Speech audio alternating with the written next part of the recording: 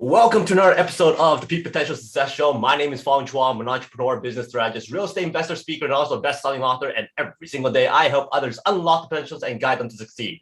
Today, I have another amazing guest. I recently saw her speak on stage, and she's very, very inspiring, has a very, very strong message, and she does a lot of different things that's very interesting, and I just had to have her on my show. She is a consultant and worked in real estate and also worked with industrial zoning, electrical bus and aviation businesses, and also Fortune 500 businesses in Israel. And she is just top notch when it comes to consulting and coaching as well. So please welcome author, coach, consultant, entrepreneur, and advocate for children with special needs, Ms. Andrea Yip. Thank you very much, Fong. It's my pleasure to be here, and I appreciate it. Awesome. Well, thank you very much for being here. And you're all the way from Israel. And we were just talking about the weather and also how dark it is and all that kind of stuff. You only have 2 months of winter there. Yes. Which is very nice compared to like 6-8 months where I'm from, but that's besides the point. Anyway, so for people who don't really know what you do and what you're passionate about, can you please tell us more about what your specialty is? And then also we'll get to your message and what you advocate for as well. But tell us your journey. Okay, to cut it short, my background started in market research. So I work with a lot of companies, any big companies you can name off. That was starting in '97. It was the beginning of opening the market in China. So I was focused in the Asian market in China. Since then, I have a lot of experience working with the international companies, also as a financial advisor for high net worth people in Asia. And so I have a lot of experience. I'm in many fields, in aviation, any field, but I think my specialty is understanding people and problem solving. I think everything can be very simple when we make our mind clear, and we can solve problems very easily. Also, the cultural differences to bridge people from different culture and to be a mediator. I think in this way, I'm quite an expert, especially dealing with Chinese market. I was born Chinese. I grew up in Hong Kong, and I went to different countries. I've been doing research in China for many years, but to really understand China in different level, it's an art. So these 10, 12 years in Israel, I get into much deeper level with Chinese clients, government officials, entrepreneurs. And that gave me a very solid experience and education from my client. So I always say I'm the expert of Chinese market. So I write this book. My dream was to be an author since I was very young. But everyone say being an author, you only become popular when you are dead, or you become rich when you die. So I was like very, my dream was to be free, to have my financial freedom, to travel all around the world. So my focus was, okay, forget about being an author. I want to be in business. But in the end, I still published my book because of my children. I have twin boys. They are the best gift from God, both of them. They are very different. And when my twins are 2 years old, one of my sons was diagnosed with PDD, autism. I didn't have time to worry. I think that, some people might ask me why you're not worried. I think the future is not what we predict. The future is always now. We do whatever we can to help our sons to get therapy, to do whatever is needed. And through this journey, I learned so much from my sons. The reason I wrote my first book, my brother, can I show? Oh yeah, for sure. It's now in 6 languages. This is English, Hebrew. Thank you. Nepali, French, Chinese. Wow. and Croatian. I don't have it with me right now. And the Italian one is coming up. All the books are translated by volunteers from different organizations and the ambassador. Wow. Also, I'm very fortunate to have so many people who have passion for the love of children. The reason I wrote this book is most parents can't afford to put the same hour of time for other children when you have a special need children. And my non-special needs son, he gets any therapies his brother gets, but it's not the same. He feels different. And he was a very, very easy baby. Like he's so easy, so cheerful. When he turned 3 years old, he started to fight at school or to start to have tantrums or crying or hitting for no reason. And I took him for art therapy. Then I thought,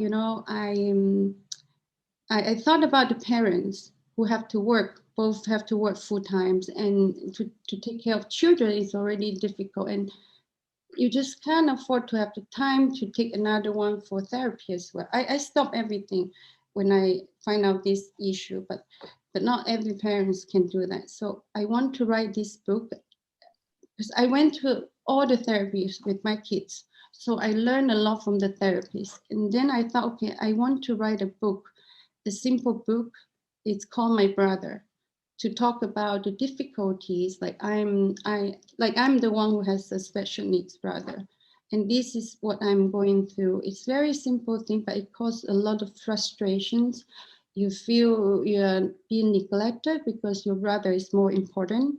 But for children, they don't know how to say like how they feel, or single words like I'm frustrated, I'm sad because ABC. So this book, it's like very simple like stories about this is what I'm going through. This is embarrassing. When we get to say how we feel, we release a lot of negative energy inside us. So like also this journey also helps myself to remind myself to communicate better. Like, okay, if something is bothering me, I speak about it. Sometimes it might not be, people who receive the message may not be able to accept it, but at least we know we have the chance to continue to communicate. So this book, a lot of parents don't have special needs children in their body and they like it. I think it's more about positive communication, and don't be ashamed of to tell how we feel. So I'm very, very pleased to receive so many great reviews and the parent support and nonprofit organization support on my book. And besides this, I also built a project in China to bring the Israeli Autistic Treatment Center, the whole same system to China. That was my dream when I first find out my son has PDD. We lived in Hong Kong then. We search specialists all over the world. We have like specialists from UK, from Holland, from Australia, and the assistant to go to school with him from UK. But I thought about the general public, how it's very difficult to find solution. So at that time, in the back of my head, if I thought if I could, I want to build a center for people. They can just go there and have the best therapy. And my dream came true with the support of my client from China and also the organization from Israel. This center is now been running for 5 years and they get the government support. So the kids go to this treatment center, they don't need to pay. So and I wrote my second book. It's called On My Own Planet. It's the story about my son with PDD. The years he's been going through being bullied because people don't understand them. So this is more to raise the awareness of differences, like people with special needs, people who are different. We should learn to see why they behave different, because bullying, it's you know, the mental health is destroyed our body more than physical problem. So I hope that my book can create more awareness to help special needs children, and I hope to make a little bit contribution to stop bullying. If I always think, like my first book, I say when we accept ourselves and when we accept other people, the world will be a better place. And so self-acceptance also about the kids who bully other kids, because they go through also difficult times and something is inside them, but the only way for them as a child is to bully the weaker one to make themselves feel strong. So communication is very important, and self-acceptance. This is a very important message that we need to accept ourselves. We go through difficult times. We need to be our own friends so we can be other people's friends. Well, congratulations on all that. I know it's a little bit overdue since your center's up for 5 years already, your book's out already, but congratulations on all that and achieving all those goals and dreams. And yeah, your message is very, very important to a society, because I believe communication is one of those key things that allows everybody to connect, understand, and also to find out more about what's behind the scenes, because we never know what's bothering people. We never know why people are not feeling happy or why they're feeling sad. So basically having that good communication is very, very important. So once again, congratulations on all that. And thank you very much for getting that word out there. What I really do admire is the fact that you've built a very, very successful business, a very, very successful entrepreneurship, and then utilize that ability to then spread your message for advocating for children's health and special needs. And you mentioned a few times before that it's not easy for many parents to do that. They don't have the time to start advocating, don't have the time to have the care for their children who have special needs. But you were able to kind of find that time by creating yourself that freedom. Can you tell us more about how did you set that up so that you can have that time to advocate? I think that that also goes back with my experience with my work. I was a financial consultant for high net worth people, and I loved this company that I work for. The philosophy of this company is about building our future. Like think about our future and to build our investment portfolio so that we can relax. At the same time, we accumulate wealth. Mm-hmm. Of course, I work very, very hard. I was like very typical Chinese. I work from 9 o'clock in the morning until 3 o'clock in the morning. The next day I go back and then flying all over the world. But yes, I think to start planning early in life and to accumulate wealth, saving is very important. So I was very fortunate. Also, my kid's father, he is very good at financial planning. So we don't have to be very rich to be able to do things we want to do, but start early. And I was very thankful I could do that for my kids. No, I can only imagine for somebody who's as busy and who's such an expert in what they do, plus a mother and an advocate, you have to balance your time somehow. So yeah. Is there such thing as work-life balance? There was no balance in my life. When I was working, only work. When I have kids, my kids are the most important mission in my life. Mm-hmm. I still work because we have business, but our business was very stable. Our clients were very loyal to us. And the factories we work with, we have a fashion business then. So everyone worked with us was very, very loyal from both sides. That's also about relationship building. And it's also about communication.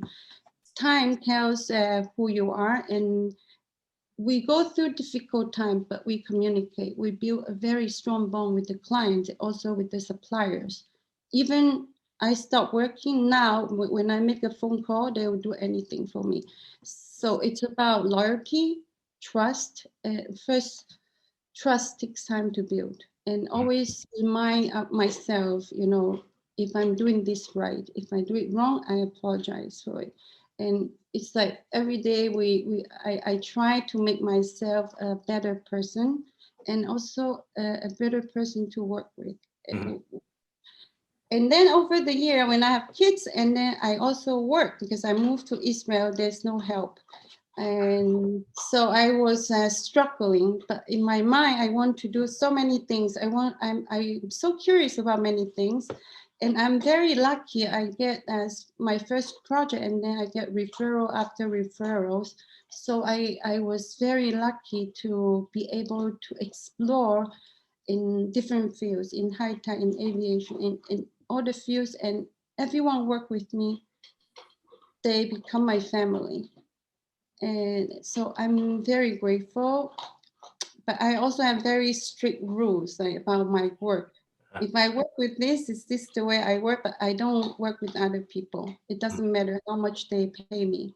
This is how I want others to treat myself, and that's how I treat other people.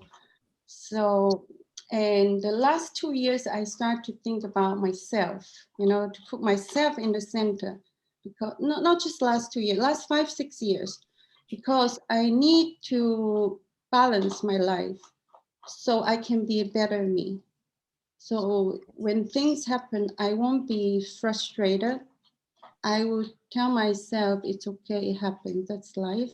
It's not in a negative way, but you know, when I learn to balance life, to go out, before I don't go out, my kids, I work, I cook, my kids, therapy, A, B, C, D, every day I'm driving, but I keep one day for myself. Every Friday, I go to dance Zumba in the morning. And after Zumba, I go to horseback riding. Then I went to pick up my kids, and then 4 times a week going to the gym. It's my space for my mind. Like I'm working out. So yeah, so well, my boss, one of my boss, her name is Elsa.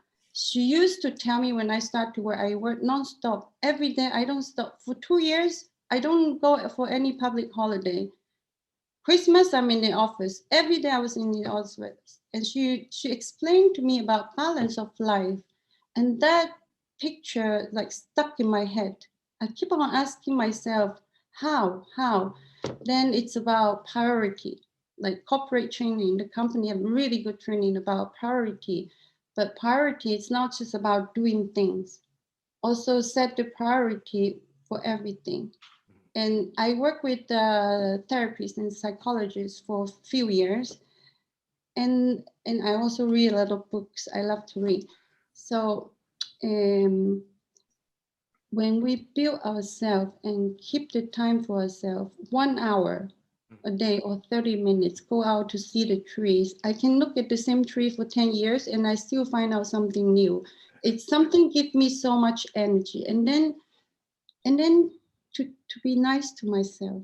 Like I think the Chinese kids, we were born to be, to be tough, right? Yeah. You have to be tough. You have to work hard. So in my whole life, I was like, I'm never good enough. I try very hard. This is not good enough. That is not good enough. And that is not right. We need to learn to love myself, also to appreciate myself, so that I can reflect that in my kids. They will learn to love themselves too.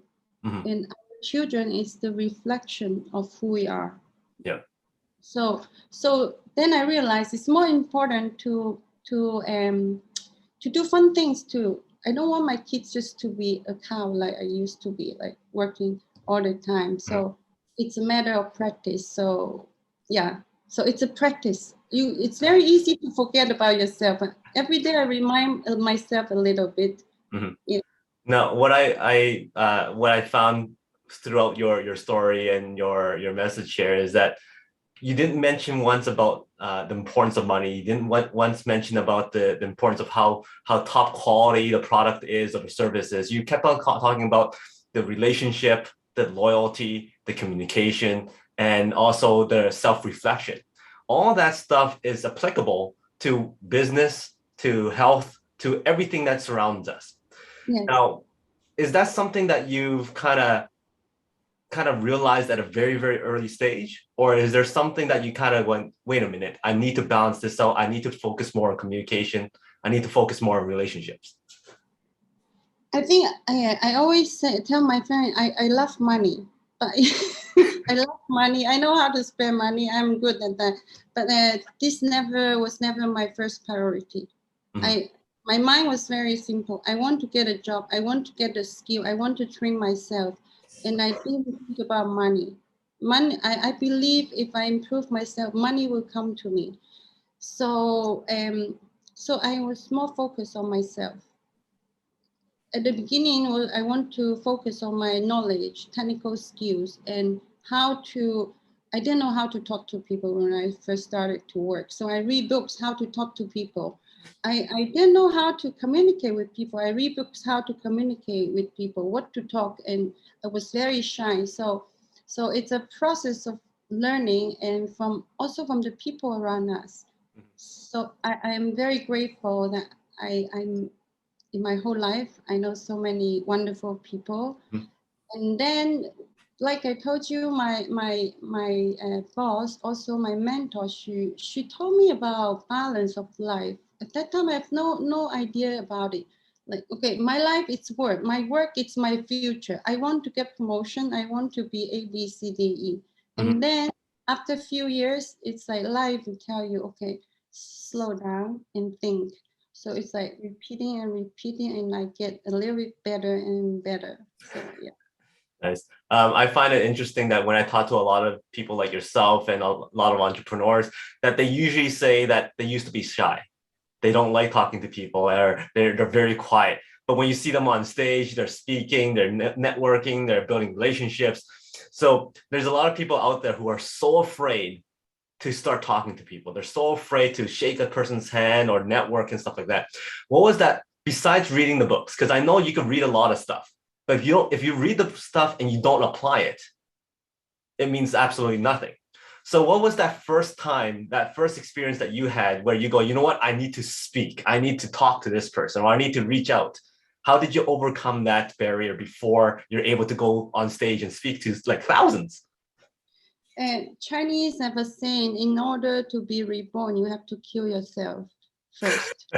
So, so every time I'm being very brave, and every time I especially like the older you get, the higher rank in the official government people, it was not in my world to meet them. It was like very, very scary for me. And if I have a very long Facebook history, and then every time I meet these people or I have to speak, I will get like almost panic attack. And before that, I always tell my best friend Monica and my sister, I say I have to kill myself again. I'm going to kill myself. And so you do it over and over again, and it's very scary, but we just have to do it. Like it's very, very scary. Like I will get like my face will get all red, and I will get very nervous. And so just do it. You get better and better. Uh-huh. So no matter how scary it was, no matter how much you felt like you're gonna die, you still Yes. go out there and just do it, right? Yes. How do you prep yourself? How do you motivate yourself to go? Because for you to think that I'm gonna die doing this, that usually stops most people from actually doing it. But for you, it's like, no, I'm gonna die. Here I go. So how do you transition from here, I'm gonna die, to here I go? At the beginning, I keep pushing myself to die. Like for a few years, I'm going, and I'm dying, and I do it over and over again. About my book, I never prepare. It's something from my heart. So, and also, I start to think, there must be a way to solve a problem. I always believe there must be a way for everything. And then when I start to give a speech or something I can write down, I wrote a speech in advance, and I don't have time to practice because my kids keeps me very busy and work and everything. So I record my speech. Whenever I'm free or when I'm driving, I listen to my own speech. So it helps me. actually to memorize what I have to talk about. Yeah. And my Mandarin is good, but some word is very hard for me. So when I repeat it with the recording, it reminds me how to speak Mandarin in an accurate way. Still, I have the Cantonese accent, but it really helps me a lot. Mhm. Yes. Awesome. Well, just to do a quick disclaimer for everybody who's not Chinese, when we say we're gonna die, it's a figure of speech, and it's one of those things that really motivates us to keep on going. It's not literal, so don't go thinking that you have to die first. Right. When it comes to, you work with so many successful companies, big CEOs, and very different industries as well. You talked about communication, you talked about culture, and all kind of stuff. How do you change that mindset to adapt to different environments and different cultures and different languages? I think you have to go through a lot of challenges, difficult times. I cry a lot. I used to cry a lot. And especially live in Israel is a very different culture. So I used to think I can do everything, but sometimes you're stuck. So I told myself, if I'm stuck, I have to stop and think. Maybe I was not doing the right way. Mm-hmm. So slowly I adapt also to understand people, like to think more than what I see. What we see now is it's not necessarily the truth. How people behave, it's not necessarily that's who they are. So I most of the time I step back and think, maybe I'm not using the right way. Maybe I didn't talk in the right way. Mm-hmm. So most of the time I review myself, like how can I do it better? And there must be a channel. So if I'm not in the right channel, I have to adjust myself to be in the right channel so we can communicate in a more constructive way. Mm-hmm. A lot of people I fight with them before. my friend in college, she used to laugh at me, Maggie. I have very short temper when I was young. Like I want to do everything perfect. And everything should be efficient, fast, and quick. So I have no tolerance for slow emotion. Mm-hmm. And I told my friend I almost kicked a garbage can because the stuff was so slow. So she still laughed at me. And then over all these years of experience, I learned not to react and don't kick garbage can. I don't kick garbage can anymore. So I start to learn to think beyond and how can I bring a positive energy and contribution to the situation that is not good. Mm-hmm.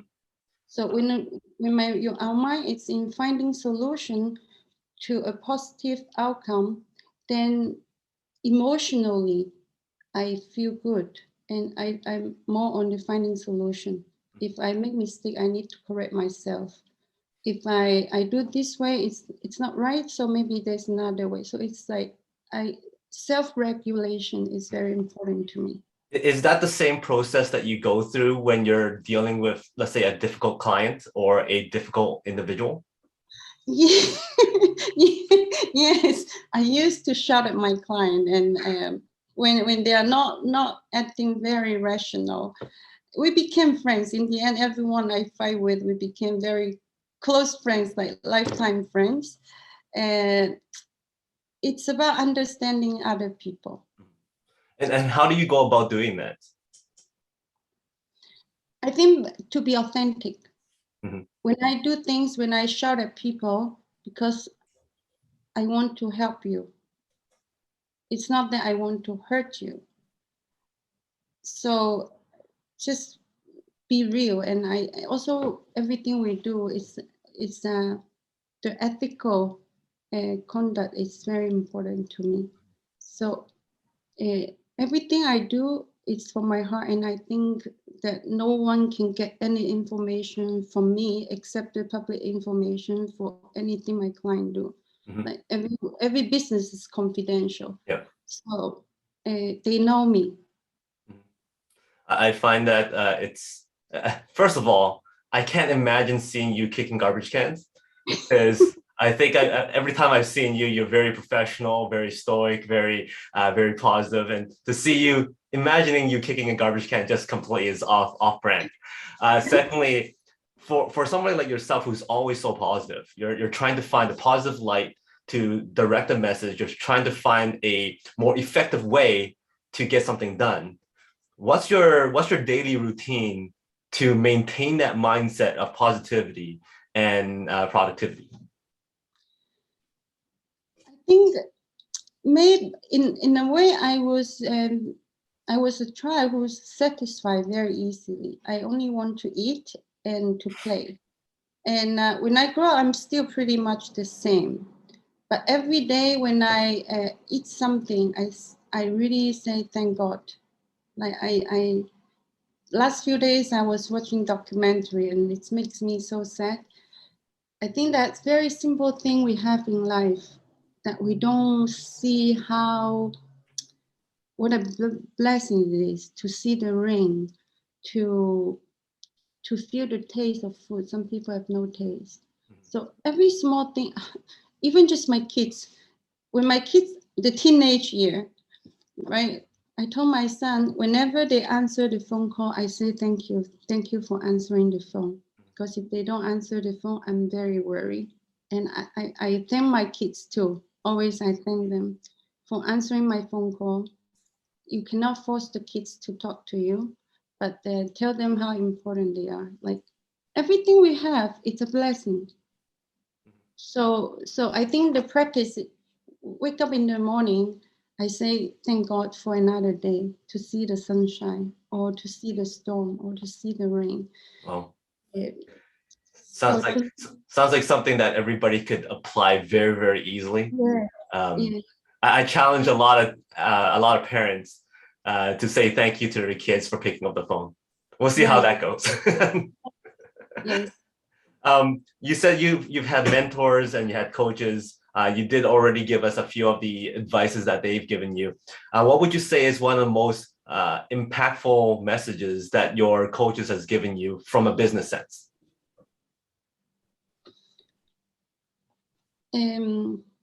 For my coach,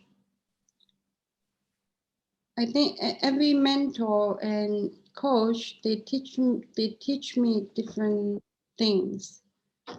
I think the most important message is to be honest. Mhm.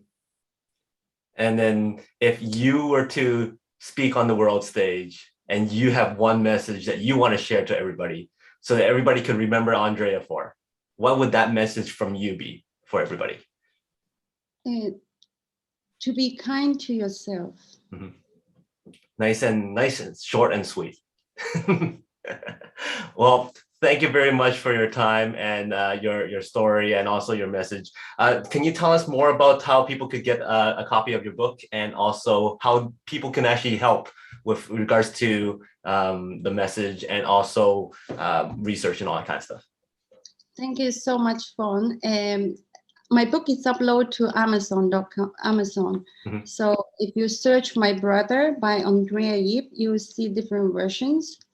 And for any organization that would like to help children with special needs to create more awareness of special needs children and emotional well-being of children, communication, I will be happy to give a speech or talk about this idea. Mhm. Also for corporates, I have corporate clients, they order my book to give to special needs organization as a gift. So Mhm. I give a special discount for that. Awesome. I And also donate books for organizations or family who needs it. mhm. So yeah. Awesome.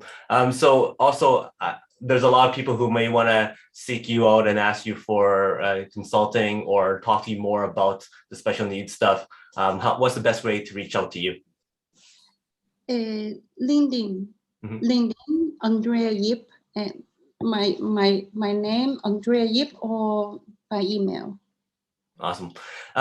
Before I let you go, I got 5 very quick questions. Give me the first thing that comes to mind. Okay. You mentioned about how you're very easily satisfied. You just need to have food and you're happy. So if you were stuck on a desert island and you had to pick one food to eat for the rest of your life with no consequence, what food would that be? Fruit, apple. An apple? Wow, nice and simple.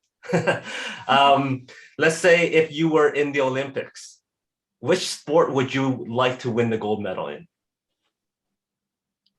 Running. What, long distance, short distance? Long distance, 5 kilometers. 5 kilometers, nice. We have, if you were asked to star in a movie and somebody asked you, who do you want to play as your best friend? Cast anybody you want. Who do I want to play as my best friend? Yeah. Who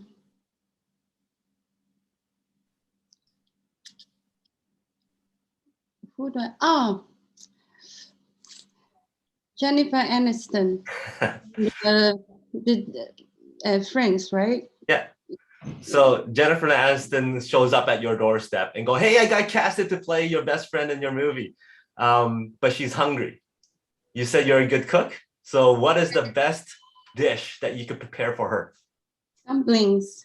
Dumplings? Oh, very nice. My wife loves dumplings, so we're gonna have to try that sometime. And my last question is, what is success like? But before we get there, give me a number between 1 to 4. 1. Number 1. So if you were to relate success to an ant farm, how is success similar to an ant farm? Because ants are very united. They are small, but they gather the powers. They're also the reflection of the power of teamwork. Wow. So it's like if a nation is united, they are strong. But if we think the world as one, if people between nations are united, think towards the same goal for the well-being of people all over the world, not by nation. If we are united, our world will be much better world. So in farm, it's a great example. Awesome. Nicely done. That is how success is like an ant farm, because of teamwork, and very, very little successes creates big success. So thank you very much, Andrea. And that was very, very well done. I had a lot of fun talking to you. I learned a lot, and also got more insight into the importance of special needs kids and all that kind of stuff. So do you have any last words that you want to share? Thank you, Fong. I really appreciate the interview. I think I talk about to be kind yourself. We need to be kind to ourselves in order to be kind to other people and to love other people. So, awesome. Yes. Well, thank you very much again. For everybody else out there, remember to go to Amazon, pick up this book. It's a great book, great story, great message. Also teaches you about communication and also building relationships too. So it's very applicable to everything that we do. Once again, thank you very much for your time. And for everybody else, she is Andrea. My name is Fong. Today is the day to lock your peak potential. We'll see you later. Thank you, Fong.